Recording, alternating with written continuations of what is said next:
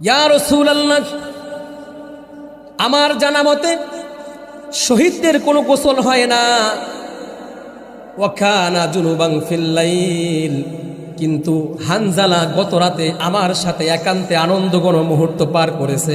আমার স্বামী তো জুনুবী অবস্থায় আছে, আপনি হানজালাকে একটু গোসলের ব্যবস্থা করে দেন। স্ত্রী ডাক দিয়া বললেন, প্রিয়তম স্বামী আমার, বাসর ঘরে ফুলসজ্জার রাতে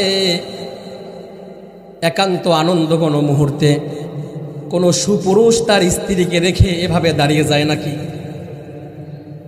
হানজালা রাদিয়াল্লাহু তাআলা আনহু ডেকে বললেন, প্রিয়তমা স্ত্রী আমার, কেবলমাত্র আমার কাছে সংবাদ এসেছে আল্লাহর নবী মুহাম্মদুর রাসূলুল্লাহ সাল্লাল্লাহু আলাইহি ওয়াসাল্লাম উহুদের ময়দানে রক্তাক্ত হয়েছেন। এই সংবাদ শোনার পরে আমার কাছে এই আনন্দঘন মুহূর্ত, আমার কাছে আনন্দিত হবার আর কোনো কারণ বাকি নাই। আমি এখন উহুদের ময়দানে যাব। আল্লাহর হাবিব রক্তাক্ত হয়েছেন, আমার কাছে এই সংবাদ আসার পরে আমি আর ঘরে থাকতে পারবো না। আমি এখন উহুদের ময়দানে চলে যাব। উহুদের ময়দানে চলে যাব, যুদ্ধে অংশগ্রহণ করব। যদি দুনিয়ায় বেঁচে থাকি, যুদ্ধ থেকে যদি ফিরে আসতে পারি, তবেই তোমার সাথে আমার দেখা হবে। আর যদি শহীদ হয়ে যাই, তবে দুনিয়ায় তোমার সাথে আমার আর দেখা হবে না। আমার সাথে তোমার দেখা হবে কিয়ামতের ময়দানে, আল্লাহর হাবিবের কদম মুবারকের সামনে তোমার আর আমার পুনর্মিলনী হয়ে যাবে। সুবহানাল্লাহ।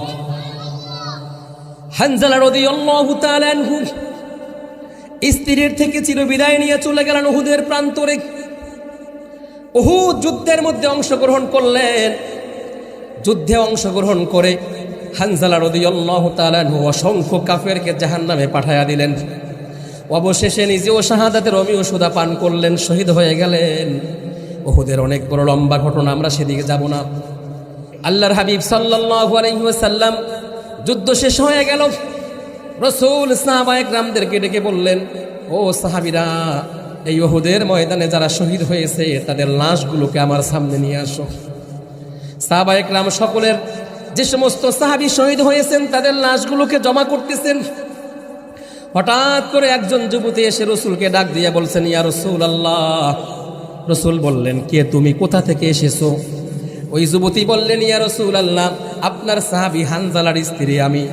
রসুল বললেন, তোমার তো বাসর ঘরে থাকার কথা, সেখান থেকে কেন যুদ্ধের ময়দানে এসেছো? স্ত্রী ডেকে বললেন, ইয়া রাসূল